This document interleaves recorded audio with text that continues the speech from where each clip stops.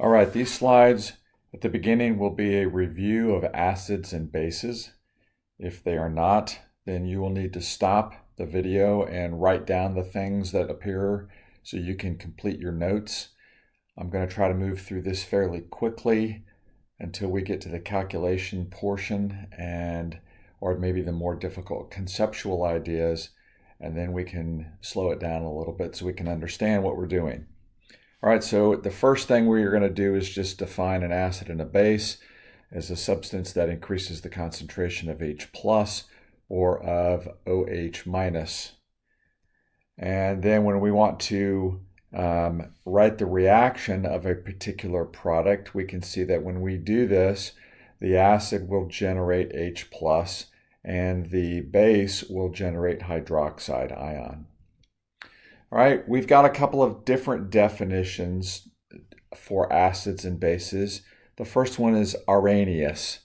Arrhenius is just something which involves the transfer of hydrogen ions from one substance to another. And we can see this when we draw the Lewis structure of water. All right, now chemists use H plus and H3O plus interchangeably when we talk about acidity. You will also hear this by the name proton. You will hear hydrogen ion. You will hear hydronium ion. I am going to use these terms interchangeably. All right, now when we dissolve hydrochloric acid in water, we see that we manufacture the hydronium ion and the chloride ion. Now in this part, hydrochloric acid behaves as an acid because it donates the protons, and water behaves as a base because it accepts the protons. Does the Bronsted-Lowry definition of acids and bases require that the reaction take place in an aqueous solution? Of course, the answer is no, because it only involves the transfer of H plus. Now, we could do this in the gas phase where we react HCl and ammonia, and this is visible as smoke, which is really just the solid precipitate. It's a colloid that is in the air, and that's ammonium chloride. The acid is HCl because it donates hydrogen ions, and the base is ammonia because it accepts these ions. And now we're going to write the reaction of ammonia and water you see that it forms ammonium and hydroxide. Now, ammonia behaves as the base because it accepts the protons. That makes water the acid because it's the species that donates the hydrogen ions. And the Bronsted-Lowry acid has to have a hydrogen atom that it can lose as a positive ion, which must mean that the Bronsted-Lowry base has a lone pair of electrons that it can use as a binding site for this hydrogen ion. Now, we can say that water is an example of an amphiprotic substance. What does that mean? Well, that's nothing more than a substance that can either act as an acid or as a base. And when we look at this next reaction of HNO2 plus water forms nitrite plus H3O, well, it's pretty clear that HNO2 is the acid and water is the base. And we can define these things called the conjugate acid and the conjugate base. The conjugate base is what is left over after the acid behaves as an acid and donates a proton. That must mean that the conjugate acid is the thing that results after the base acts as a base. Okay, so maybe a little confusing. We'll get to do some examples in a minute. All right, so when I look at this reaction above, in our case, water is the acid and ammonia is the base. That must make NH4 plus the conjugate acid because since ammonia is the base, what is left over after ammonia acts as the base must be the conjugate of that base. And the conjugate of that base is called the conjugate acid. Okay? Every acid has a conjugate base, which is formed by removing the proton. And every base has a conjugate acid, which is formed by adding or accepting. So in this next set of tables, all we're going to do to get the conjugate base, all we're going to do is remove the hydrogen. That's all we're going to do. The conjugate base is formed by removing the acid part, or the hydronium ion part, from the acid. So in all of these cases, if I subtract a hydrogen, what is left over is my conjugate base. That may result in something that is charged, and it may result in something that is uncharged. That part is not material to our discussion. Likewise, conjugate bases. In order to get the conjugate, when I have bases and conjugate acids, all I have to do to get the conjugate acid from the base is add hydrogen. If I add hydrogen, that again may result in a charged species, or it may result in an uncharged species. Doesn't really matter. All I do is add hydrogen to form the conjugate acid. All right, so in part Q says the hydrogen carbonate ion, also known as bicarbonate, is amphiprotic, and we want to write an equation for when it behaves as an acid. Well, if it behaves as an acid, it's going to donate a proton. So when it donates the proton, what is left over after it donates the proton is the conjugate base, which would be carbonate.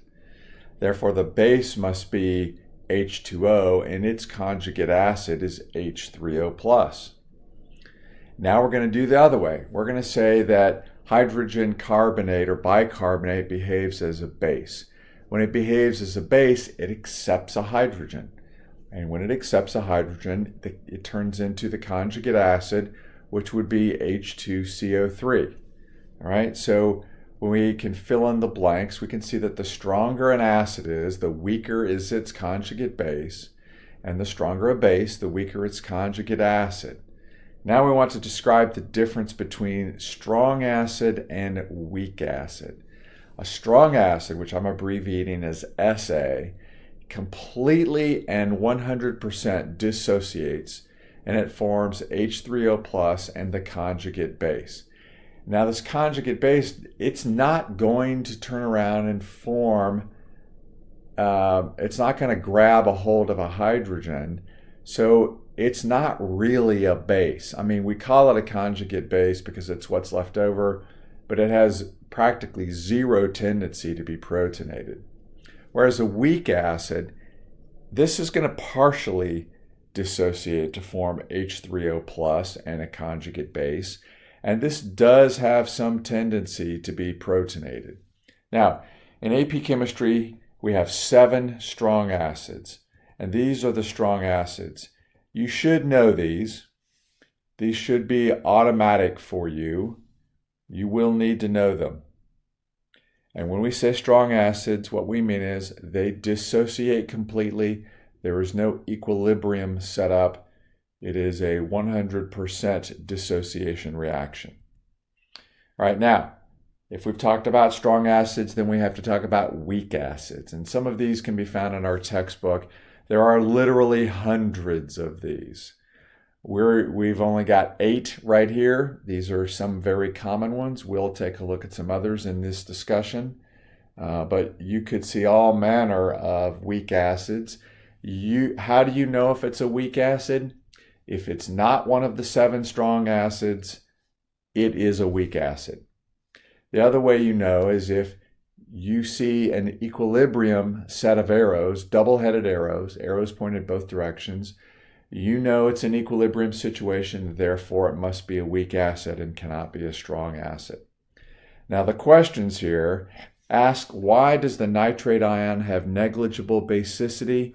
And that's because it just simply can't react with water to form HNO3. It just doesn't do that. And why, though, is the fluoride ion classified as a stronger base than the chloride ion? The chloride ion is going to be the anion form when a strong acid, HCl, dissociates. Like nitrate, it has zero tendency to form a base. And so it just doesn't. Whereas HF is a weak acid, it does have an equilibrium set up. Therefore, it can occur in the opposite direction. So that must mean that F- is a stronger base than chloride ion. All right, now we've got a little bit of a chart here. This chart's not in our book, but we're going to look at it anyway. And we're going to write a lowercase a under the weaker acid and a capital A under the stronger acid. Then we're going to do the same thing for bases. So when we look at our chart here, the first example, I want to compare on the acid side, the red side of this table, which is the stronger acid, HSO4- or CO3-2. And I think we can see, HSO4- or HCO3-.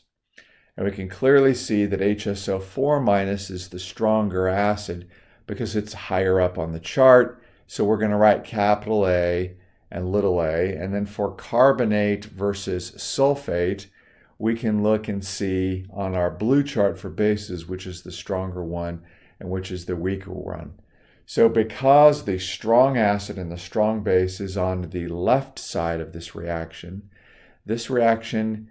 equilibrium is going to shift to the right. Because it's a stronger acid and a stronger base, it's going to form these things on the right. Now we can do that for every single one of these reactions. And when we do, you'll get these results. You should pause the video and you should do these problems yourself. Just because you can follow along in my video doesn't mean you can do them on either an exam in class or the exam in May. You simply have to look at the chart, see which one is stronger, and write it down. All right, now we're going to talk about the autoionization of water. Water can go both ways. It's amphiprotic. It can be an acid or a base. And the first thing we have to do is talk about what actually is happening. So water reacts with water and it can form OH- and H3O+. Now, this particular equilibrium is strongly favored towards reactants. Not very much product is made. And in fact, very little of this product is made. And when we write an equilibrium product for this reaction, we get this expression for Kw. It's equal to H3O+ times OH-. And there's a pretty small equilibrium constant because this is for water. We call it Kw. And it's 1 times 10 to the minus 14th. If you took pre-AP chemistry, which all of you did, this number will be familiar to you. Now, we can also write this autoionization of water with just one water molecule. And when we do, we kind of get the same thing. All right, we see H+, OH- instead of H3O+ and OH- in 2 waters. But again, I can write my equilibrium expression. It's equal to the same value of K, and this is going to allow us to calculate H+, OH-, pH, and POH. All right, now we need to fill in this table below. In a neutral solution, both H+ and OH-, they're both equal to 1 times 10 to the minus 7th, and we can get that by solving our equilibrium expression. And in an acidic solution, the concentration of H+ is greater than OH-, but in a basic solution, it's the other way around. And we can use this factor to solve for the missing information. All we need to do is relate H+ and OH- to our Kw.